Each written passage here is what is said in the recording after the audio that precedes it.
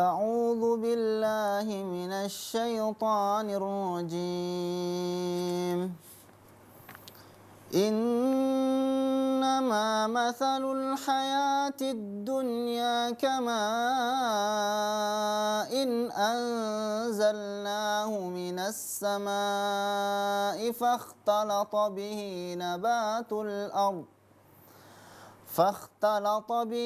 نبات الأرض مما يأكل الناس والأنعام حتى إذا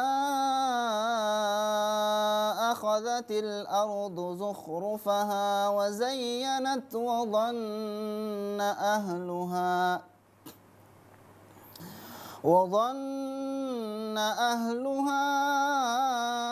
أنهم قادرون عليها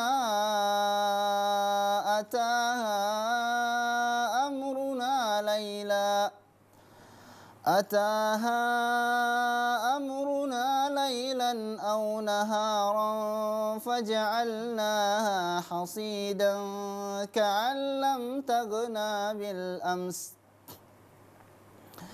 كذلك نفصل الآيات لقوم يتفكرون.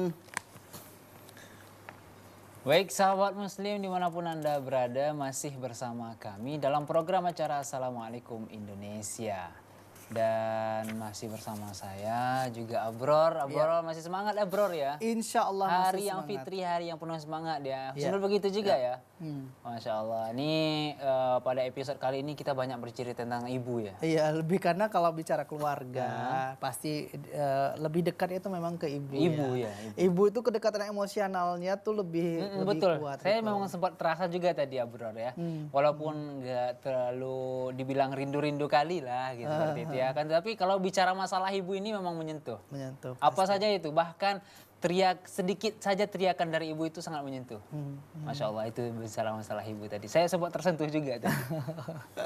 Ya, tadi dua tamu lebaran kita kali ini berhasil membuat kita sedih-sedihan ya Riko ya.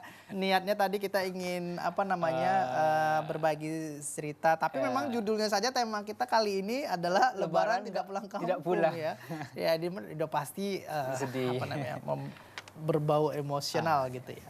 Ya, kita sudah berada di segmen terakhir kali ini ya. Tentunya masih ada informasi yang akan kita sampaikan ya Riko.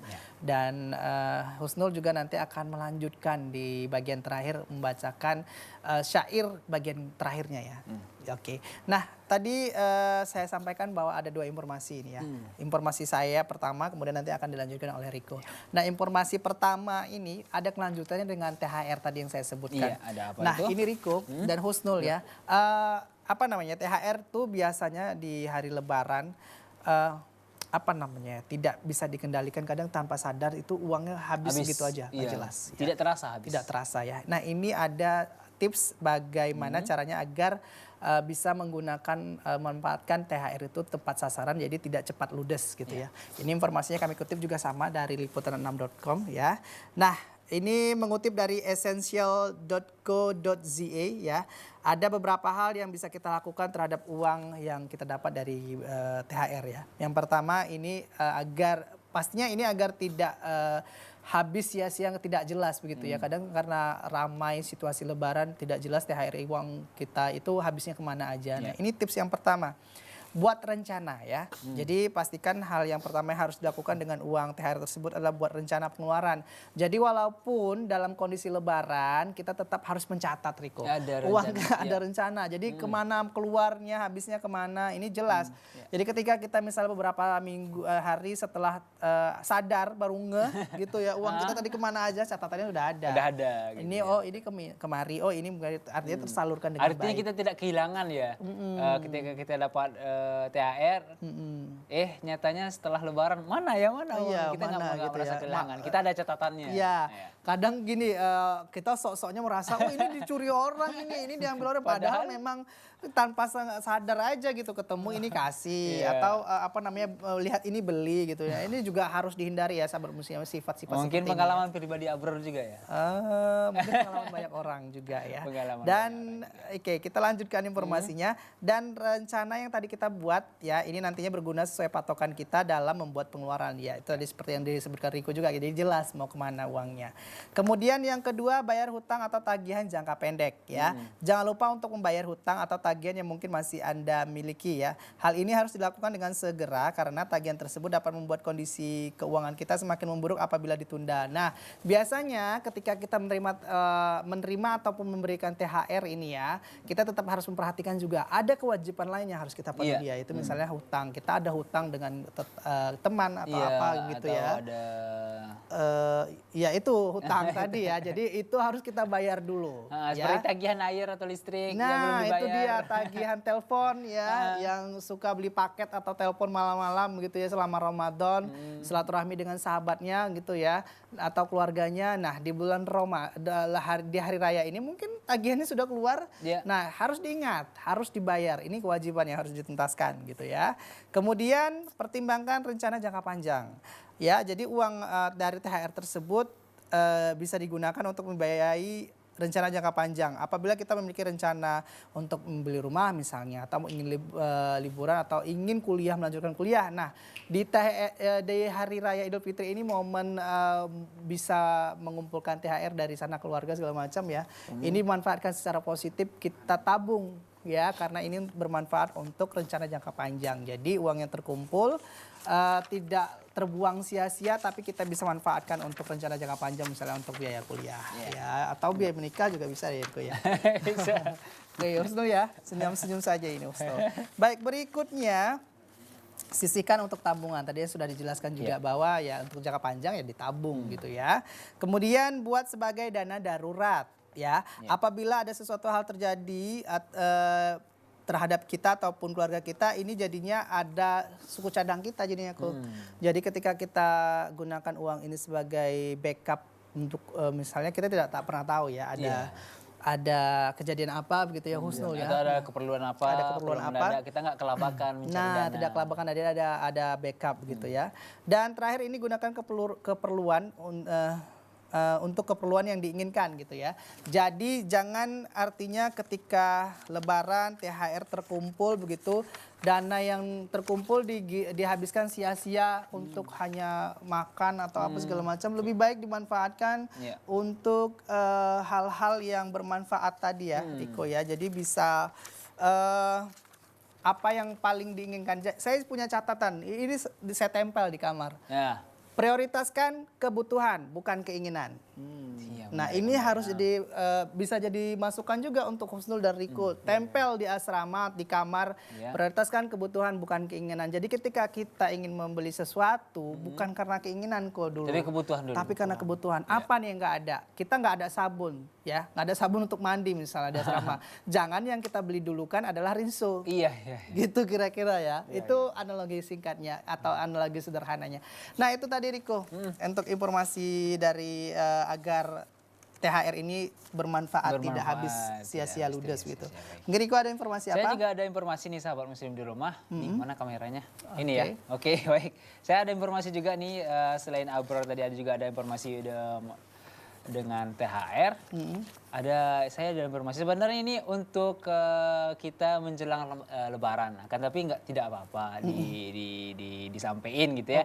Tips menata rumah jelang Lebaran. Nah, sebenarnya masih bermanfaat. Masih bermanfaat ini kan sebenarnya. Lebaran ke hari kedua ya kan. Nanti masih hari kedua. Masih hari kedua.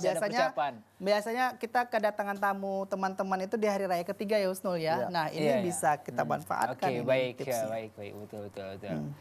Oke, sahabat muslim di rumah, Hari Raya Idul Fitri memang menjadi hari raya yang sangat spesial ya. Makanya berbagai kalangan mulai dari melakukan persiapan untuk menyambutnya sampai hal-hal sedetail pun kita lakukan gitu. Membeli pakaian baru, kemudian merapikan rumah. Berikut ini kami berikan beberapa tips agar persiapan menjelang Lebaran lebih mudah dan tidak terburu-buru ya hingga tepat seperti yang Abdur katakan tadi ya. Biasanya orang berkunjung tuh di Lebaran ketiga ya Abdur ya. Oke, baik. Untuk mempersiapkannya tips ini atau informasi ini kami ambil dari propertikompas.com ya. Persiapan pertama adalah membuat daftar. Mulai dari daftar keperluan bahan makanan hingga perabot yang perlu diganti atau ditambah. Buatlah daftar serinci mungkin berisi produk, harga, serta rencana waktu pembelian yang tepat. Pastikan daftar tersebut sesuai dengan kemampuan finansial Anda, sahabat muslim dimanapun Anda berada. Hingga hindari menghabiskan seluruh tunjangan hari raya Anda. Dan cobalah untuk menepati daftar tersebut seperti yang Abur sampaikan tadi. Jangan sampai berlebihan. Jangan sampai berlebihan. Apa tadi? Seperti yang Abur tempel di kamar? Apa namanya? Dahulukan prioritaskan kebutuhan bukan baru keinginan gitu ya. Prioritaskan kebutuhan baru keinginan. Persiapan kedua maksud saya sahabat muslim, Anda lakukan mulai dari sekarang itu membuat rumah lebih nyaman dan lebih bersih. Mulailah mencicil dengan cara membersihkan bagian demi bagian rumah Anda. Anda bisa memulai dari ruang tamu dan ruang keluarga atau dapur terlebih dahulu. Utamakan ruang-ruang yang aksesnya lebih ke ruang tamu. Kemudian ganti sofa yang sudah tidak layak pakai atau ganti pelapisnya, pelitur perawat kayu, rawat dengan pemoles instan. Dan untuk barang-barang kecil seperti sendok, garpu, piring, gelas juga bisa mulai Anda beli saat ini juga. Jangan lupa menambah barang berarti membutuhkan tempat penyimpanan lebih. Ya, jangan sampai melupakan tempat penyimpanan barang-barang tersebut. Selain sofa dan alat-alat makan, pastikan juga Anda menyediakan alat memasak yang cukup. Ya, inilah persiapan ketiga. Jika Anda menyambut tamu di rumah dengan masakan, tentu Anda menginginkan tampilan masakan yang cantik dan menyenangkan. Iya, ini luar biasa sekali, bermanfaat sekali nih. Bermanfaat sekali. Apa ya informasinya Husnul ya. Alhamdulillah. Dan tidak ada kata terlambat untuk bisa merapihkan rumah. Artinya di sini juga kita dituntut untuk tetap sederhana, bukan berarti semua harus mewah, harus baru, glamour, tetap harus diprioritaskan juga. Kita lihat seperti apa kemampuan kita ya. Karena esensi dari Lebaran itu juga, Idul Fitri juga bukan berarti juga harus rumah yang mewah segala macam gitu ya. Tapi sebenarnya glamour tidak ya, tapi kembali ke fitri tadi. Kembali ke fitri. Nah, bentuk kita merapikan ruangan, menyambut tamu itu hanya seperti apa ya? Seperti bumbu tadi ya, untuk mengungkapkan kegembiraan kita. Tapi tetap tidak melupakan sebenarnya ada hal yang lebih utama dari semua itu adalah tetap ibadah kita tentunya tetap harus dijaga. Betul. Ya, oke, sepertinya itu saja sajian kita hari ini untuk Assalamualaikum Indonesia spesial Ramadan ya. Semoga sahabat muslim semua terhibur, terinspirasi dari tadi informasi yang kami sampaikan, kemudian dari tamu Lebaran kami atau kita hari ini ya, kemudian jadi juga sudah dilantunkan ayat-ayat suci Al-Quran yang dibacakan oleh Husnul ya. Kemudian pastinya yang terakhir nanti akan dibacakan lagi lanjutan syair oleh rekan Husnul ya. Namun akhirnya saya Muhammad Abror dan saya Riko Nafetrima dan saya Husnul Huluk mewakili seluruh kru dan kerabat kerja yang bertugas pada kesempatan hari ini mengucapkan pamit undur diri. Ya, jangan lupa insya Allah besok masih ada Assalamualaikum Indonesia edisi spesial Lebaran ya. Tetap saksikan program-program Salam TV lainnya. Wabillahi taufiq wal hidayah. Assalamualaikum warahmatullahi wabarakatuh. Sungguh celaka aku.